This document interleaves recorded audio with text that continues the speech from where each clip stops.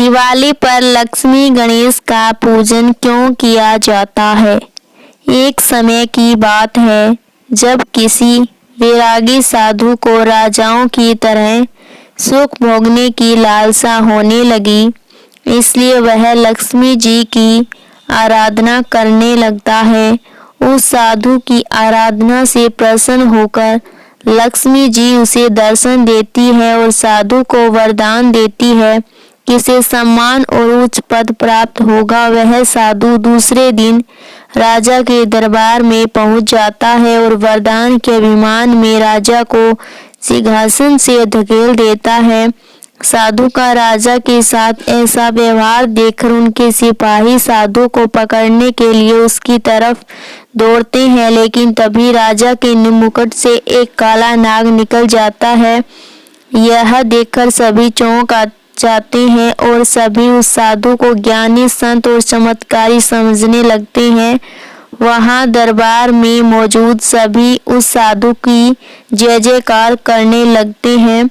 राजा भी साधु से खुश होकर उसे अपना मंत्री बना देता है।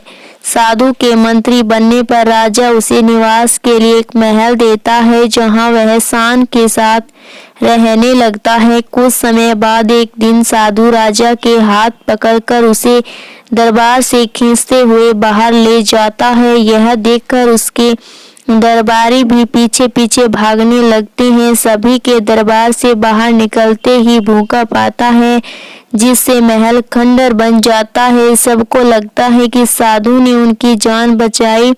इससे साधु का सम्मान और बढ़ जाता है। यह देखकर साधु में घमंड की भावना जागृत हो जाती है। इसके कुछ दिनों के बाद एक सुबह साधु राजमहल में घूम रहा होता है, तभी उसकी नजर गणेश जी की मूर्ति पर पड़ती है।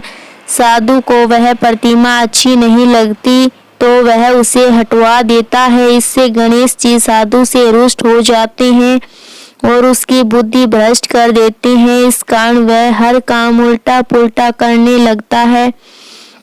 इससे राजा साधु से क्रोधित होकर उसे कैद खाने में डलवा देता है। साधु कैद खाने में ही फिर से लक्ष्मी जी की पूजा आराधना करने लगता है। कुछ समय बाद लक्ष्मी जी साधु को दर्शन देती है और कहती है कि तुमने गणेश जी को रुष्ट किया है, इसलिए तुम्हें गणेश जी की पूजा कर उन्हें प्रसन्न करना होगा। लक्ष्मी जी की बात सुनकर साधु गणेश जी की आराधना करने लगता है। इससे गणेश जी प्रसन्न हो जाते हैं और उनका क्रोध शांत हो जाता है। वह राजा के सपने में आकर साधु को फिर से मंत्री बनाने के लिए कहते हैं। राजा दूसरे दिन साधु को कैद से आजाद कर फिर से मंत्री बना देते हैं। इस घटना के बाद लक्ष्मी और गणेश जी एक साथ पूजी की जाने लगी।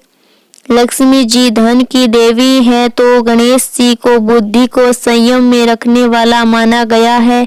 वैसे कहा भी गया है कि एक संपन्न जीवन के लिए धन और बुद्धि दोनों जरूरी होते हैं, इसलिए लक्ष्मी जी और गणेश जी की पूजा साथ में की जाती है। कहानी पसंद आए तो वीडियो को लाइक करें और हमारे चैनल को सब्सक्राइब जरूर कीजिएगा। धन्यवाद।